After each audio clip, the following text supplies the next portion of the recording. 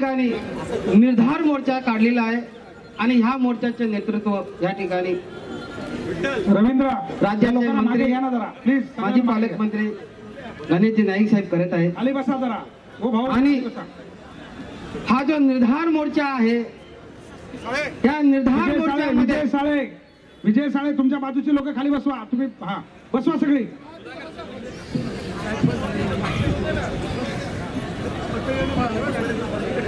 निर्धार मोर्चा जो काढण्यामागचा जो उद्दिष्ट की ह्यामध्ये भूमिपुत्र यांच्यावर होणारा अन्याय, शहरामध्ये राहणारे विविध घटक त्यांच्यावर होणारा अन्याय, झोपडपट्टी परिसरामध्ये जे राहणार जे आपले झोपडपट्टी बांधव आहेत त्यांच्यावर होणारा अन्याय, शहरामध्ये राहणारे जे व्यापारी आहेत त्यांच्यावर होणारा अन्याय, या विविध घटकावर जो अन्याय होत आहे या सरकारच्या माध्यमातून. म्हणून या ठिकाणी ह्या मोर्चामध्ये महाराष्ट्र प्रदेश काँग्रेस कमिटीचे अध्यक्ष अशोकराव चव्हाण साहेब यांनी स्पष्टपणे सांगितलेलं आहे की ह्या मोर्चामध्ये जा आणि आपण सहभागी व्हा.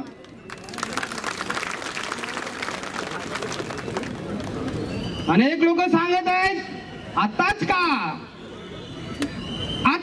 काढलं, 15 वर्ष सत्तेत होतो ना, सत्तेत होतो. परिवर्तन म्हणून आपण सर्वांनी त्या ठिकाणी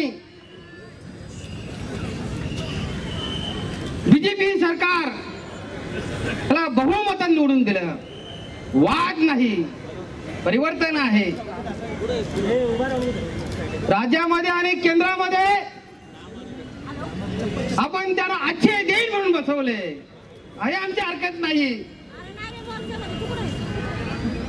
पहिला वर्ष झालं बघितलं, दुसऱ्या वर्ष झालं बघितलं, अन्याय होत चाललेला आहे. आणि मग लोकांना कळून चुकलं की ज्यांना आम्ही निवडून दिलं त्यांची अन्यायाची जी काय क्षमता आहे, अन्याय करत सुटलेला आहे. म्हणून आज जनता बोलत तुम्ही आम्ही बोलत सुटला होता काय एकी भूल हे आम्ही बोलत नाही. हे आज जनता बोल लागले एके बोल कमल का फूल. म्हणून तुम्हाला 2 वर्ष संधी दिली की ह्या गोरगरिबांनी तुम्हाला एक पोझिशन दिली, एक सत्ता दिली, एक अधिकार दिला, आजचे दिन म्हणून तुम्हाला बसवलं. परंतु त्याचा काय झाला परिणाम, शेवटी या ठिकाणी आम्हाला उतरावं लागलं. का ती गरज आहे. आज नागरिक सांगायला लागले की आता गरज आहे. संधी दिली ना आता आम्ही, संधी नाही दिली का संधी. म्हणून ह्या ठिकाणचा आज जो वंचित वर्ग आहे, मग तो भूमिपुत्र असेल, शहरवासियांमध्ये ज्याच्या छतावर ज्या इमारतीवर छत आहेत, घरामध्ये अंतर्गत बदल केलेला आहे, व्यापाऱ्यांनी बांधकाम केलेलं आहे, सगळ्या गरजेपोटी आहे. प्रकल्पग्रस्तांचे प्रश्न या ठिकाणी आहेत, शहरी वाशांचे प्रश्न आहेत, व्यापाऱ्यांचे प्रश्न आहेत. आमचं सरकार असताना अशी सरसकट कत्तल नाही केली आम्ही कधी. का तर जनता आम्ही आहोत, जनतेच्या सोबत आम्ही आहोत. जनतेने पोझिशन दिले आपण तुला समजून घेतलं पाहिजे. पण ह्या सरकारच्या माध्यमातून MIDC, सिडको, कॉर्पोरेशन किती शक्ती द्यावी यांना. ज्या सरकारला तुम्ही आम्ही बसवलं त्या सरकारने जी शक्ती प्रदान केलेली आहे, अमाप शक्ती प्रदान केलेली आहे.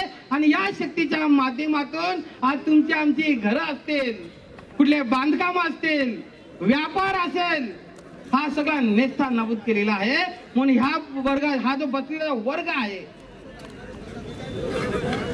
नाईक साहेब या ठिकाणी जो बसलेला जो वर्ग एकच सांगतोय, आम्हाला जो प्रॉमिस केलेला, जे वचन दिलेलं आहे की प्रत्येकाच्या खात्यावर 15 लाख रुपये टाकणार. बीजेपी सरकारने घोषणा केलेली आहे की प्रत्येकाच्या खात्यावर 15 लाख टाकणार लोक आज या मनस्थितीत आहेत. बाबांनो 15 लाख नको, पण माझ्या घराला हात लावू नको.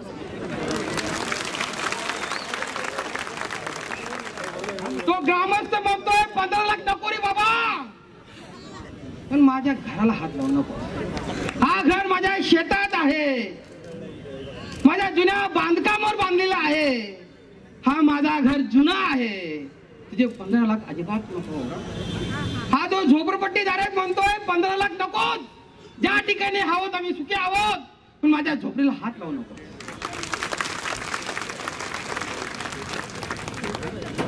व्यापारी म्हणतोय की नोटबंदी दरम्यान जे काय आम्ही कळ सोसली, जो त्रास झाला, जो आर्थिक दृष्ट्या आमचा खिसाच फाटला, काही हरकत नाही, सहन केला आम्ही, पण आमचा व्यापार उद्ध्वस्त करू नका. आता राज्य शासन या ठिकाणी मुंबईच्या निवडणुका झाल्या, पारदर्शक, काय बोलले, पारदर्शक कारभार. पारदर्शक म्हणजे पारदर्शक म्हणजे काय, म्हणजे दिसणार. ग्रामस्थांची घरं तोडली, आर पार, झोपडपट्टी तोडली. म्हणून आता याच्या पुढे एक ही भूल नको, कमल का फूल. धन्यवाद. जय हिंद, जय महाराष्ट्र.